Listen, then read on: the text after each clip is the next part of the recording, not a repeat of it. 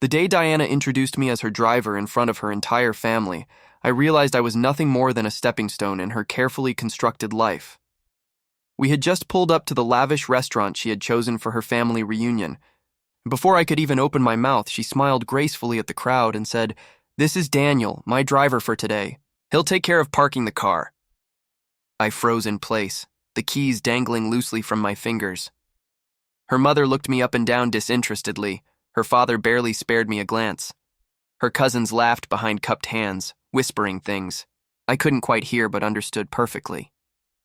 I wasn't the fiancé today. I wasn't even Daniel. I was the help.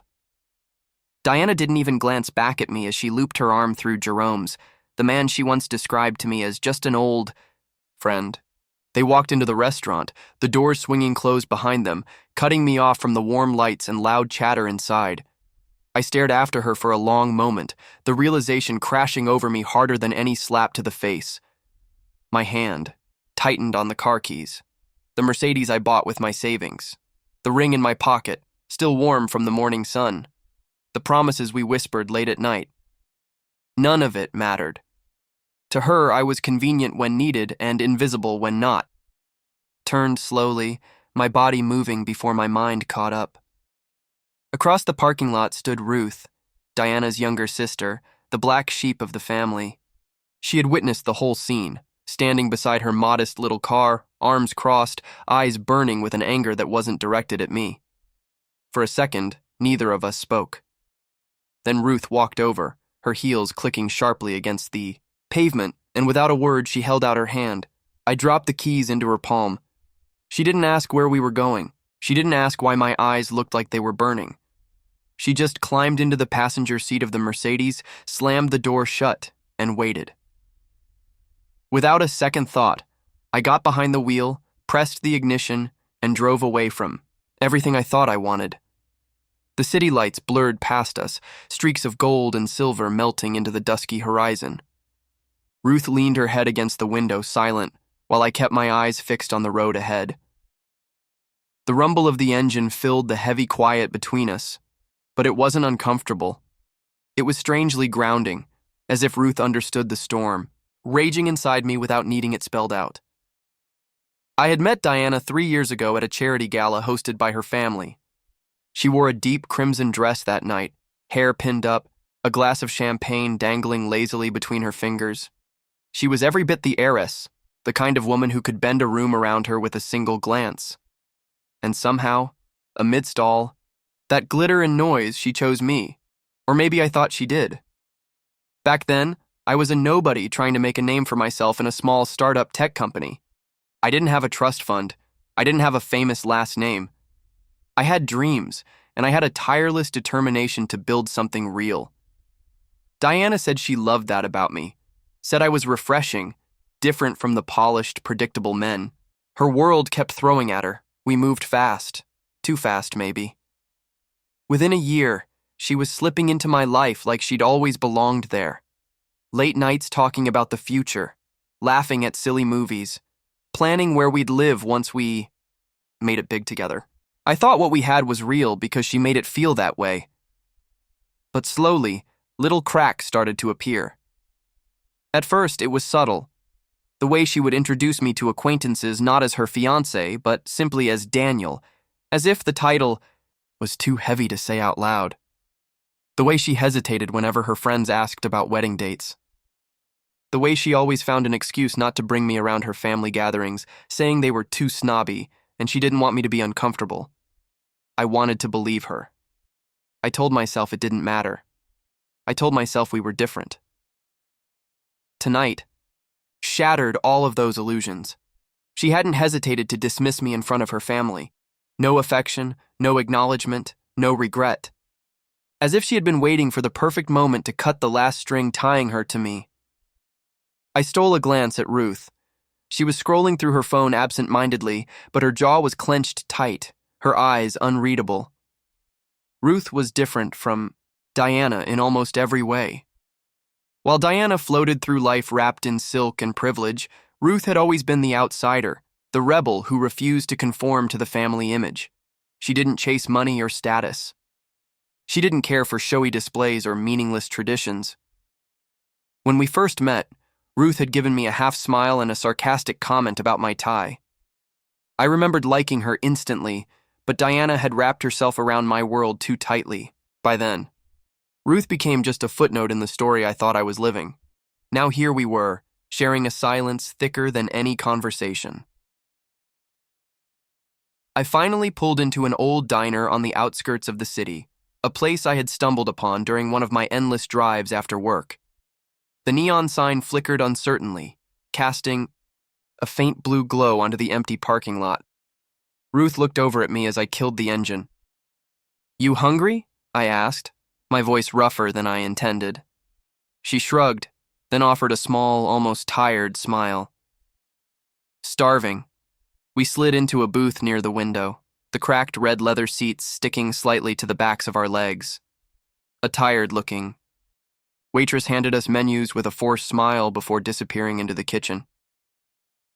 For a few moments, we pretended to read. Ruth was the first to break the silence. "You looked like you were about to punch someone back there," she said casually, as if discussing the weather. I snorted under my breath. "Wasn't worth it." Her smile was fleeting but real. "She's a piece of work," Ruth said, folding her menu and resting her chin on her hand. "Always was. You just didn't want to see it." The words should have hurt, but they didn't. Not coming from her. Ruth didn't say things to wound. She said them because they were true. "Yeah," I muttered, staring down at the fake wood grain of the table. "Guess I thought, if I loved her enough, she'd see me the way I saw her." "Love doesn't fix broken things," Ruth said simply. "Especially not people who don't think they're broken." I looked up and met her gaze. There was no judgment there, only understanding. "Why are you here?" I asked quietly. "You could have just watched and walked away." She laughed, a soft, almost bitter sound. "Maybe I'm tired of watching good people get stomped on by those who think they're better." I studied her face under the dim diner lights. She looked tired too, but there was a fire there, a stubbornness I hadn't realized I needed to see tonight. The waitress returned with 2 mugs of coffee and took our orders without much enthusiasm. Ruth wrapped her hands around the mug, absorbing its warmth. "You don't have to be polite, you know," she said after a while. "You don't owe them anything. Not her. Not the family." I nodded slowly. "I know. But knowing and believing were 2 different beasts." Part of me still clung to the memories, the good days, the whispered promises. It was foolish, but hearts aren't logical things. Ruth leaned back in the booth, kicking her foot lightly against mine under the table to get my attention. "You're not a driver, Daniel," she said firmly, "and you're not their servant. You're more than what they made you feel tonight." For the first time all evening, something loosened in my chest. A small, almost imperceptible release of the pressure I'd been carrying around for months. Maybe I didn't have to prove anything to Diana or her perfect family. Maybe I just had to prove it to myself. I picked up the mug and toasted her quietly. "To better roads," she grinned, clinking her cup against mine. "To better people." Outside, the city buzzed on without us. Inside, for the first time in a long time, I felt the tiniest flicker of peace. The coffee grew cold between us as the hours slipped by. We talked about everything and nothing. Movies we hadn't seen, places we wanted to escape to, the kind of absurd dreams you confess only when the world has already shattered around you. Ruth laughed easily, and for a while I almost forgot about the burn still lingering in my chest. Almost. It wasn't until I unlocked my phone that reality came rushing back in. There were dozens of missed calls and messages, all from Diana. No apologies, no explanations, just curt orders. "Come back. You embarrassed me. We need to talk." Her last message flashed across the screen like a slap. "Jerome is driving me home now. Thanks for the car."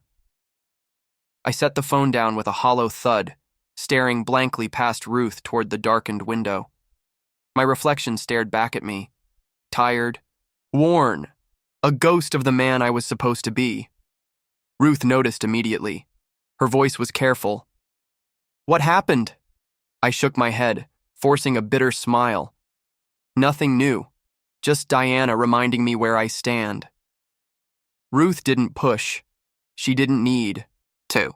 Her silence said everything. The waitress dropped off our check with a practiced smile, and we slid out of the booth. I held the door open for Ruth, and the night air rushed to meet us, crisp and cool. It smelled faintly of rain. We leaned against the Mercedes, neither of us eager to leave. My mind spun with everything I wanted to say, all the anger I wanted to hurl into the void, but the words stayed trapped in my chest. "You still love her," Ruth said softly, almost like a statement rather than a question. I exhaled a shaky breath. I don't know what I feel anymore. Love, hate, betrayal, numbness, they twisted together until I couldn't tell them apart. Ruth tucked her hands into the pockets of her jacket, her eyes searching mine. "Then you need to see it for yourself." Before I could ask what she meant, she pulled out her phone and tapped a few buttons. Seconds later, she handed it to me. It was a video. At first, all I could make out were blurred figures in a dim restaurant. Then the camera steadied and the image sharpened. Diana, laughing, leaning too close to Jerome. Jerome, his hand on the small of her back, whispering something into her ear that made her throw her head back and giggle like a teenager. The same laugh she once saved for me. I watched in silence as Jerome lifted a glass in a mock toast, and Diana clinked hers against it, a smug, satisfied smile curling her lips. They looked like a couple celebrating an engagement, not old friends catching up. The video ended abruptly, but the echo of it lingered in my mind. I handed the phone back, my hand steady even as my insides turned to glass and shattered. Ruth didn't say, "I told you so." She didn't need to. She just slipped the phone into her pocket and looked at me with a quiet sadness. "They've been meeting for months," she said. "Always said it was innocent. Family stuff. Business advice. You know how it goes." I nodded numbly. I knew exactly how it went. It wasn't just betrayal. It was betrayal dressed up in excuses, painted over with pretty lies, and handed to me like a gift I was supposed to be grateful for, and I had swallowed it. Willingly. "You deserve better," Ruth said, her voice fierce now, cutting through the heavy air between us. Maybe I did, but right now it didn't feel like it. The ride back to my apartment was silent. Ruth didn't ask if I wanted company. She just stayed, her presence filling the spaces where my strength was supposed to be. When we reached my place, I turned to her, searching for something to say, something that could bridge the growing rift between the man I had been and the man I was becoming. Instead, Ruth spoke first. "You don't have to forgive her," she said. "And you don't have to hate her either. Just let her go, Daniel. Let her go before she drags you down with her." Her words lodged deep inside me, sharp and undeniable. I nodded once tightly. "Thank you," she smiled, soft and bittersweet. "Anytime." I watched her drive away, her taillights fading into the night before heading upstairs. The apartment was dark and quiet, a stark contrast to the roaring chaos inside my head. I tossed my keys onto the counter and sank onto the couch, burying my face in my hands. For the first time in months, I didn't feel desperate to fix things. I didn't feel the gnawing need to run after Diana and beg for scraps of love. I just felt tired. Tired of pretending. Tired of fighting a battle I had already lost. Tired of being someone else's convenient accessory. The buzzing of my phone snapped me out of my daze. Another message from Diana. "Come back, we can talk this out." No apology, no regret. Just an expectation that I would fall back into line like I always had. I stared at the screen for a long moment before powering it off and tossing it onto the coffee table. I wasn't her driver. I wasn't her backup plan. And I wasn't coming back. The night dragged on without mercy. I sat there staring at the blank television screen, the shadows shifting across the walls as the hours crawled by. Every second felt like a battle. Between the part of me that still wanted to believe Diana's love had been real and the part that knew better now. Sleep didn't come easily.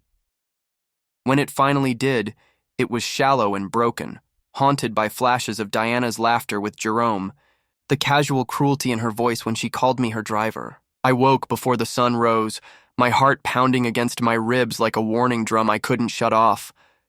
I stood by the window watching the first gray light seep into the sky. Cars passed by, oblivious to the chaos inside me. Somewhere across the city, Diana was waking up too, probably in silk sheets, probably with Jerome's arm thrown possessively around her waist. And here I was, alone in a small apartment that smelled like stale coffee and broken promises. My fingers curled against the window pane, pressing hard enough to whiten my knuckles. Part of me wanted to march back into her world and demand an explanation. Scream, make her see the wreckage she had caused. But another part, quieter, colder, knew it would be pointless. She had seen me suffer already. It hadn't made her flinch. The only person who hadn't looked away when I broke was Ruth. Her face flickered in my mind. The stubborn tilt of her chin, the anger in her eyes not for herself, but for me. The way she had refused to let me sit there and drown alone. I wasn't used to that. Being defended. My phone buzzed again, vibrating its way across the table. I ignored it. When it buzzed a second time, I grabbed it in frustration, ready to turn it off again. But it wasn't Diana. It was Ruth, a single message. Hope you're okay. Call me if you need anything. No pressure, no demands, no guilt. Just an open hand offered in a world that had spent the last few months closing its fists around my throat. I set the phone down carefully, almost reverently, as if it were made of glass. For the first time since all of this began, I realized how desperately I had needed someone to see me. Not the polished version, not the version that smiled and nodded and said, "I'm fine," even when it wasn't true. Just me. The mess. The man who had been left behind. I should have felt relieved. Instead, a wave of grief hit me so hard my knees buckled. I sat back down heavily, burying my face in my hands as silent, burning tears spilled over. I had loved Diana. I had given her everything I had, and still it hadn't been enough. Not enough to be introduced properly, not enough to be defended, not enough to be chosen. Somewhere deep down, I wondered if maybe I had never really been loved at all. The thought hollowed me out. The hours stretched thin. I couldn't eat, couldn't think straight. Every time I closed my eyes, I saw flashes of the life I thought we were building together. The house hunting, the quiet conversations about kids, the way she used to trace circles on the back of my hand when she thought I was asleep. How much of it had been real? How much had been convenience? Had I been so easy to discard because I was never anything but a placeholder until someone better came along? I hated that I didn't have answers. I hated that even now, some small, stupid part of me craved one. By late afternoon, I couldn't take it anymore. I grabbed my jacket and left the apartment, walking aimlessly through the city. The cold wind bit at my face, numbing the sharp edges of my thoughts. People bustled past me, laughing, arguing, living lives untouched by betrayal. I envied them. I found myself standing in front of the waterfront where Diana and I had once spent hours dreaming about the future. She had leaned against the railing, her hair whipping wildly around her face, and told me she wanted a simple life, a real love, something untouched by the shallow games of her world. It was a beautiful lie. I closed my eyes, breathing in the salt and gasoline scent of the air. This wasn't closure. Closure would require answers, apologies, maybe even regret. Diana hadn't given me any of those things. All she had given me was silence and orders, like I was someone she could summon at will. I wasn't going to be that man anymore.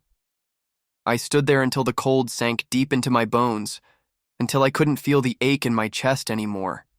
When I finally turned to leave, there was a strange, hollow peace inside me. Not healing. Not yet. But the first crack in the prison I had built for myself.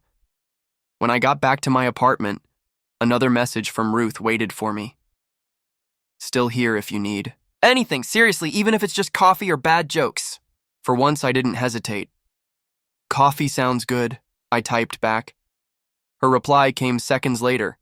Give me 20 minutes. As I waited, I realized it wasn't about the coffee. It wasn't about distractions or trying to pretend everything was okay. It was about not being alone in the ruins, and maybe, just maybe, it was about letting someone new walk into the parts of me that Diana had abandoned. Ruth showed up exactly 20 minutes later, just like she promised. She had 2 steaming cups in, her hands and a bag of pastries tucked under one arm. No grand speeches, no probing questions, just a soft smile and a quiet presence that made it easier to breathe. We sat on the balcony, even though the night was cold enough to raise goosebumps on our skin. It was easier to talk there, under the indifferent stars, far away from the suffocating walls that still smelled faintly of the life I had built with Diana. Ruth handed me a coffee and a chocolate croissant without a word. I accepted both, grateful for the excuse to keep my hands busy.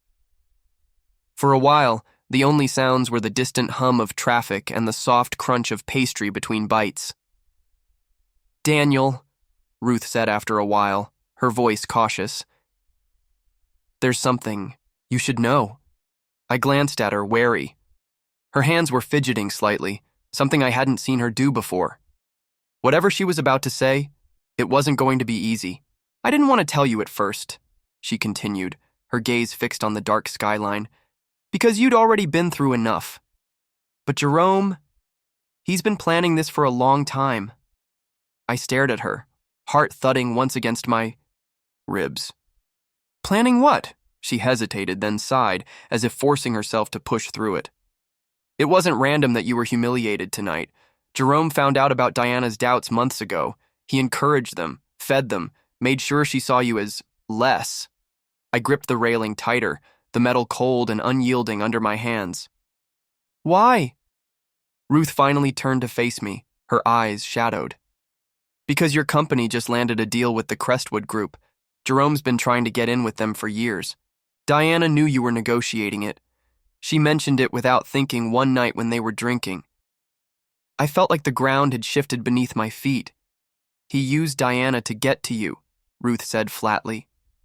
To humiliate you. To break you down. To ruin your credibility so you'd be desperate enough to sell your shares. Or hand them over quietly to the person he was manipulating. The realization sank in slowly, heavy and undeniable. It had never just been about love. It had been business. Transaction disguised as betrayal. Ruth's voice softened, almost apologetic. Diana. She thought she was saving herself by siding with him. She didn't realize she was just another pawn. I swallowed hard, my throat raw. All this time, I had blamed myself for not being enough. For loving too much, trusting too blindly. But I hadn't seen the real game being played around me, the way they had all placed their bets on how fast I would fall apart, and I had crumbled right on cue. Why are you telling me this now? I asked, my voice barely above a whisper. Ruth didn't flinch. Because you're not the kind of man who deserves to be broken by people like them, and because you deserve to know that this was never your failure. The coffee in my hand had long gone cold, but I couldn't bring myself to move.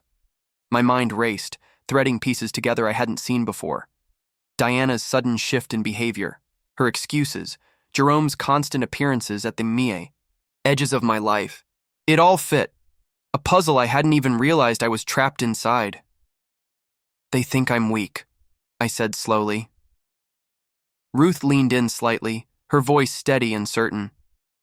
They think you're finished. A bitter smile twisted my lips. Maybe that was the only advantage I had left.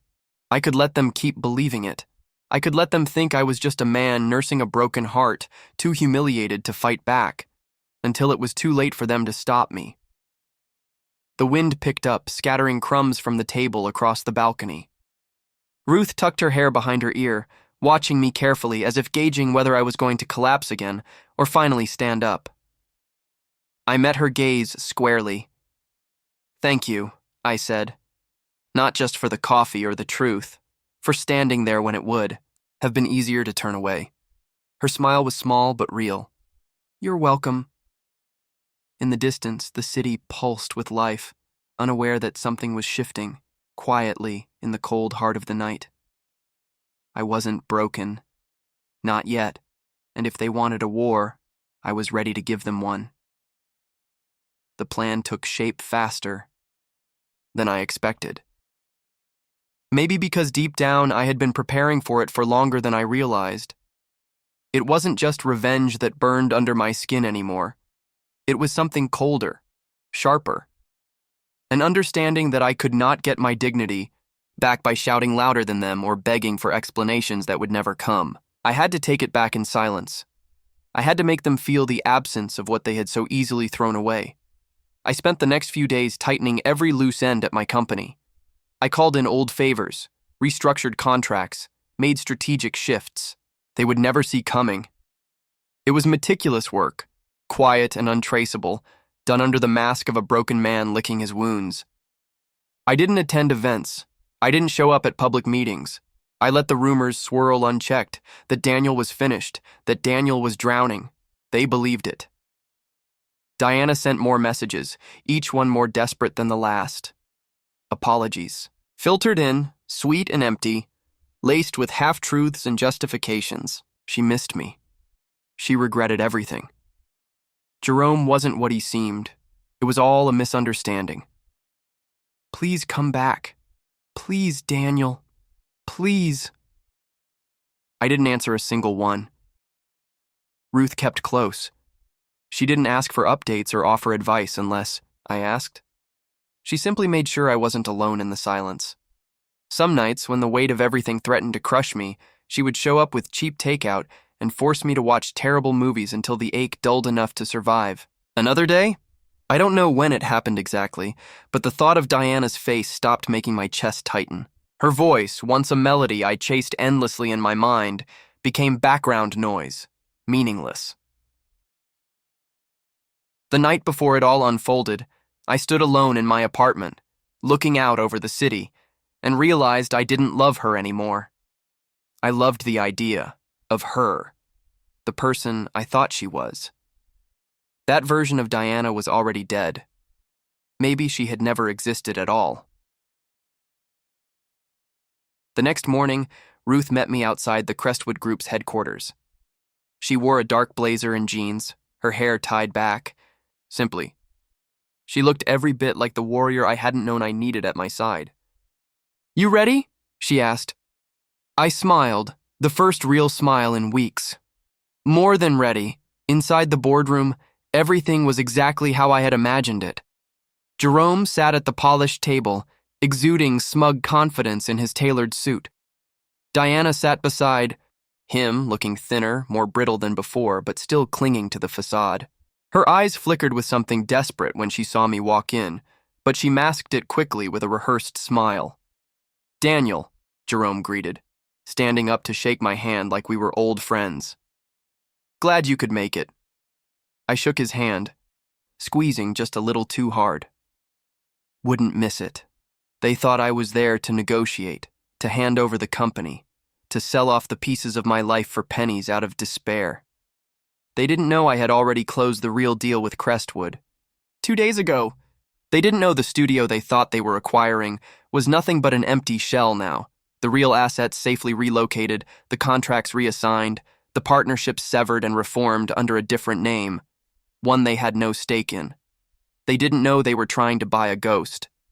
Jerome launched into his pitch with oily enthusiasm, outlining how he planned to revitalize the company, expand into new markets, ride on the Crestwood brand.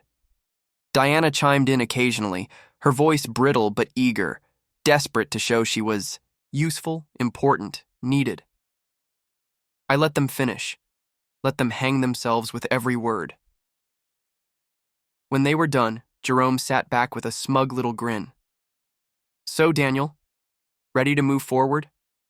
I glanced at Ruth, who gave the smallest nod. I leaned back in my chair, steepling my fingers under my chin. "There's just one problem." Jerome's smile twitched. Diana's hands fluttered nervously in her lap.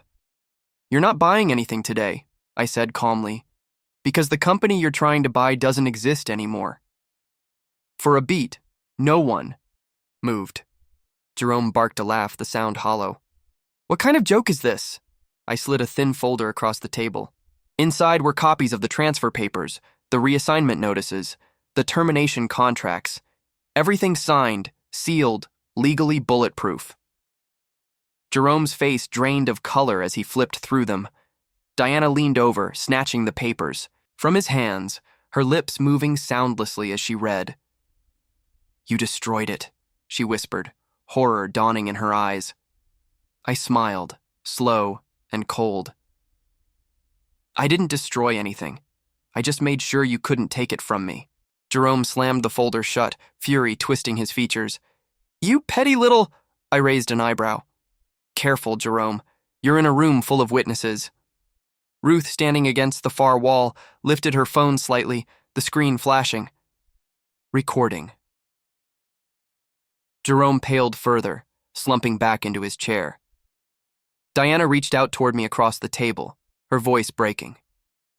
Daniel, we can fix this. We can start over. I was confused. Jerome manipulated me. I never stopped loving you. The words might have wounded me once, might have cracked something deep inside.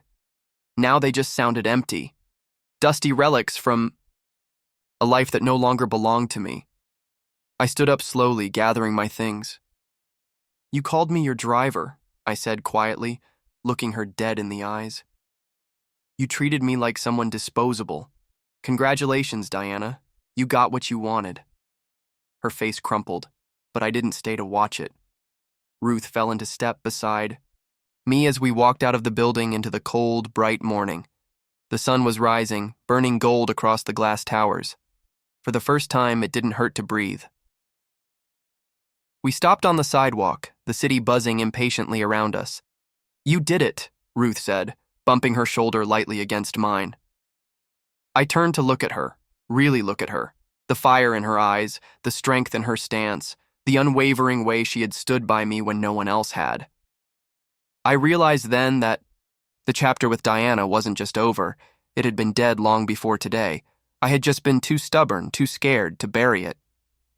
Yeah, I said, smiling at Ruth. We did. Her answering smile lit up her whole face. We stood there for a moment longer, letting the morning wash over us, two people who had survived the storm and were still standing. It wasn't a perfect ending. It wasn't the fairy tale I had once dreamed. Of it was something better. It was real. And this time, I wasn't going to waste it. The days that followed were quieter, but not in the way that made you feel forgotten. It was the kind of quiet you earn after fighting a long, exhausting battle. The kind that wraps itself around you like a promise that you don't have to keep bleeding anymore. Jerome tried to fight back, of course. He threw tantrums behind closed doors, sent lawyers sniffing around, tried to spin the narrative that I had stolen what was rightfully his. But when the dust settled, there was nothing he could pin on me. Everything I had done was legal, precise, and devastatingly final. Diana, on the other hand, disappeared from the public eye almost immediately. Rumors spread like wildfire, whispers that she had been caught scheming behind her fiancé's back, that she had ruined a lucrative business deal through sheer greed and stupidity. Her family, desperate to distance themselves from the scandal, cut her off completely. The last I heard, she was living in a cramped apartment far from the glamorous city. Lights she once adored. No Mercedes, no penthouse, no fawning admirers. Just silence. The kind of silence that comes when you finally realize you've burned every bridge you ever thought you could cross again. I didn't seek her out. I didn't need to. There was no satisfaction to be found in seeing her beg, no thrill in watching her fall. The true victory wasn't her downfall, it was the simple fact that I had risen above it. I had survived what they thought would break me. I had built something they could never touch again. One afternoon, Ruth and I sat on the steps of a quiet park, sipping coffee from paper cups. The sun was high, warm against our faces, and for the first time in a long time, I felt the tension in my shoulders melt away. You ever think about going back? Ruth asked, tossing a pebble toward a flock of birds pecking at crumbs. I shook my Head. To what? There's nothing left back there. She smiled, satisfied. Good, because you deserve better than ghosts. I thought about that as we sat in companionable silence. How many times had I haunted my own life, clinging to memories that didn't deserve to be resurrected? How long had I let myself be defined by someone else's inability to value me? No more.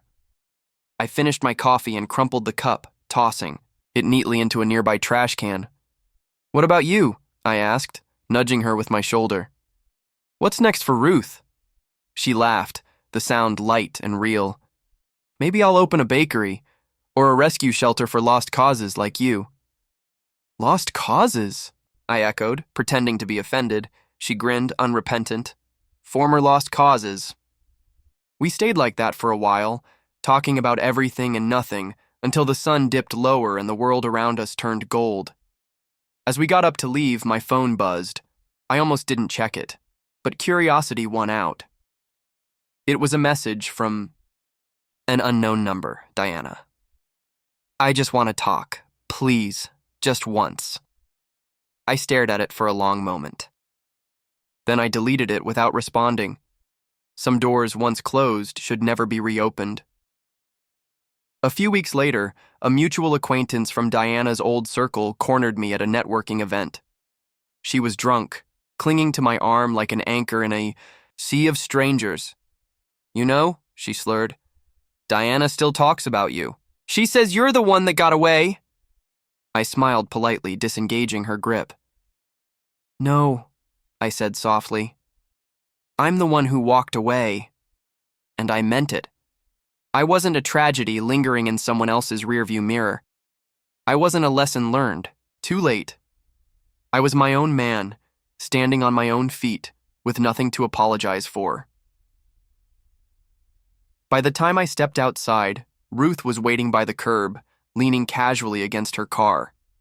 She waved when she saw me, her whole face lighting up in that way. Only she could manage.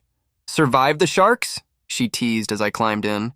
Just barely, I said, buckling my seatbelt. We drove in easy silence, the city sprawling out around us, alive with possibility. At a red light, Ruth glanced over at me. You know, she said thoughtfully, there's a difference between moving on and healing. I raised an eyebrow. Yeah, she said, smiling. Moving on means leaving something behind. Healing means learning how to carry it without it breaking you. I thought about that as the light turned green. Maybe I would always carry the scars Diana left behind. Maybe I would always remember the way it felt to be introduced as nothing more than a driver. But those scars didn't own me anymore. They were just part of the map that led me here, to a life I chose for myself, to a future built not on broken promises, but on real, unshakable foundations, to people who saw me for who I was, not what I could provide. As the city lights blurred, past us I felt something settle deep in my chest. Not anger, not sadness. Peace, the real kind, the kind that doesn't ask for permission or apology. Ruth pulled up outside my apartment and turned off the engine. For a moment, neither of us moved. You're different now, she said finally, her voice soft, but sure. Good different? I asked, half teasing. She leaned over, pressing a quick kiss to my cheek, her smile gentle. The best kind. I watched her drive away, feeling something unfamiliar unfurl inside me. Hope. Not the desperate kind you cling to when everything else falls apart. The quiet, steady kind that feels like home.